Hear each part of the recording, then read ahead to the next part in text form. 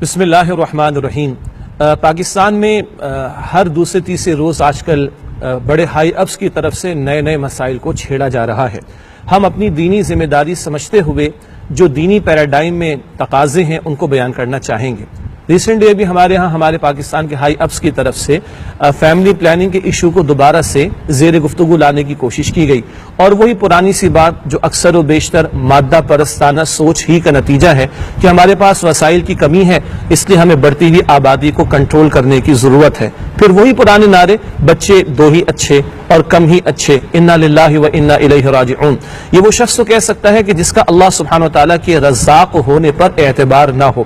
میں پوری دیانتداری کے ساتھ یہ عرض کرنا چاہوں گا، ایک مسلمان تو یقین رکھتا ہے کہ رازق اللہ سبحانہ وتعالیٰ ہے۔ قرآن میں اللہ تعالیٰ نے ارشاد فرمایا کہ ما من دابۃ فی الارض الا علی اللہ رزقھا، زمین پر کوئی جاندار نہیں جس کی رزق کی ذمہ داری اللہ پر نہ ہو۔ یہ سورہ ہود کی آیت نمبر 6 ہے۔ جا بجا قرآن میں ذکر ہے کہ اللہ نے آسمان و زمین کو پہلے بنایا ہے، بندے بعد میں زمین پر بھیجے گئے۔ یہ زمین پہلے سجائی گئی، اس میں خوراکیں مقرر کی گئی، قرآن کہتا ہے سورہ حامیم سجدہ میں، پھر انسان کو زمین پر بھیجا گیا۔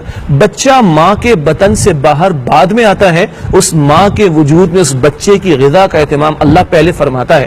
اللہ کے پیغمبر صلی اللہ علیہ وسلم نے یہ بھی ارشاد فرمایا، بخاری مسلم شریف کی روایت، جب بچہ ماں کے بطن میں ہوتا ہے، 4 مہینے کا ہو جاتا ہے، اللہ فرشتے کو بھیجتا ہے، وہ اس میں روح ڈالتا ہے اور چند باتیں طے کر دی جاتی ہیں، ایک یہ بھی کہ اس کا رزق کتنا ہوگا۔ تو بھائی جب مسلمان ان باتوں کو مانتا ہے تو کیا وہ رزق کے بارے میں پریشان ہوگا؟ اللہ اکبر کبیرہ۔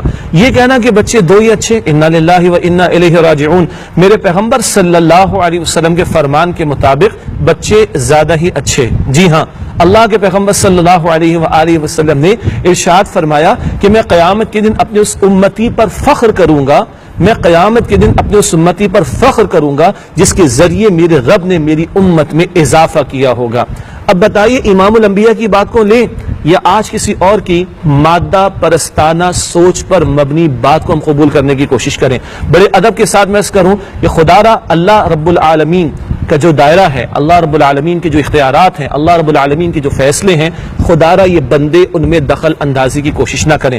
ہمیں ان ممالک کے حوالے دیے جا رہے ہیں کہ صاحب وہاں دیکھیں بڑی ترقی، وہاں دیکھیں بڑی ترقی۔ کس چیز کا نام ترقی ہے؟ جہاں فیملی سسٹم برباد ہو چکا ہے، نکاح کا انسٹیٹیوشن ختم ہو چکا ہے، اخلاقیات کا جنازہ نکل چکا ہے، اور انسسٹ جیسی گندگیاں جہاں پر شروع ہو چکی ہیں۔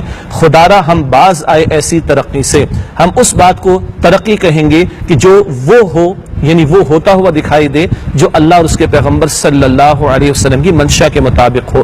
ہاں کسی انفرادی معاملے میں کوئی کسی صاحب علم اور عالم دین سے مشورہ کر سکتا ہے کہ بھائی اگر بچے کی ولادت ہو تو خاتون کو یہ نقصان ہونے کا اندیشہ، یا پیدا ہونے والے بچے کو یہ اندیشہ ہے، یہ ایک الگ بحث ہے۔ لیکن ایک عالمگیر تحریک چلانا، اس کو ایک تحریک کا درجہ دینا، ایک پوری موومنٹ چلانا کہ بچے کم ہی اچھے، یہ اللہ کی صفت رزاقیت کے خلاف عدم اعتماد ہے اور اپنے ایمان کو خطرے میں ڈالنے والی بات ہے۔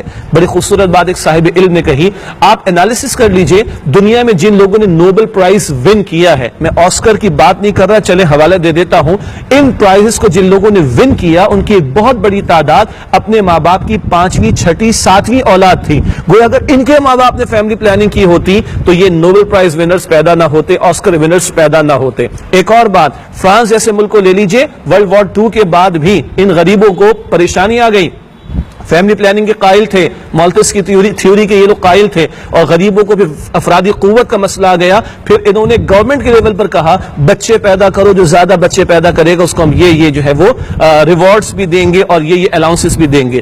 فطرت کے خلاف جانے سے بچیے۔ اور آخری بات یہ ہے، بچوں کے آنے پر تو آپ کوئی پابندی نہیں لگا سکتے، اللہ سبحانہ وتعالیٰ نے جس جان کو دنیا میں لانا ہے وہ آ کر رہے گی۔ ظالمانہ نظام کو ختم کرنے کی بات کی جائے، یہ جو پوری قوم کو 20 اور 50 مرتبہ جن لوگوں نے لوٹا ہے وہ دولت کو واپس لایا جائے۔ اس ملک کے ہائی اپس میں سے کچھ لوگ پوری قوم کے وسائل پر قبضہ کر کے بیٹھے ہوئے ہیں، ظلم کرتے ہیں اور غریب کا نوالا بھی چھین لیتے ہیں۔ اس ظلم کے خاتمے کی بات کرنی چاہیے، عادلانہ نظام کو قائم کرنے کی بات کرنی چاہیے، نہ کہ اللہ کی صفت رزاقیت کے خلاف جانے کی بات کی جائے۔ اور یاد رہے اللہ کے خزانوں میں کوئی کمی نہیں، اللہ کے وسائل میں کوئی کمی نہیں۔ ماضی میں کبھی پولٹری کا تصور نہیں تھا، سی فوڈ کا تصور نہیں تھا، جو وسائل آج اللہ نے ہمیں عطا فرمائے، پر ایکڑ جو آج ہماری فصلوں کی تعداد بڑھ چکی ہے اینڈ سو آن، یہ ماضی میں تصور نہیں تھا۔ رب نے اگر زمین پر انسانوں کی تعداد کو بڑھایا تو وسائل بھی اسی کے مطابق دے رکھے ہیں۔ وسائل کی دریافت اور عادلانہ نظام کا قیام اور مخلوق خدا تک اللہ کے وسائل کو پہنچانے پر زور دیا جائے، نہ کہ بچے کم ہی اچھے کے نعرے لگائے جائیں۔ اور ان کو زیب بھی نہیں دیتا جن کے گھروں میں 5 بچے ہیں، یہ ایسے ماضی میں بھی گزرے اور آج بھی ہیں، ان کو تو زیب بھی نہیں دیتا کہ اس طرح کے نعرے لگائیں، بلکہ یہ بات ہونی چاہیے کہ حضور علیہ السلام کے فرمان کے مطابق بچے زیادہ ہی اچھے۔ وآخر دعوانا الحمدللہ رب العالمین، والسلام علیکم ورحمۃ اللہ وبرکاتہ۔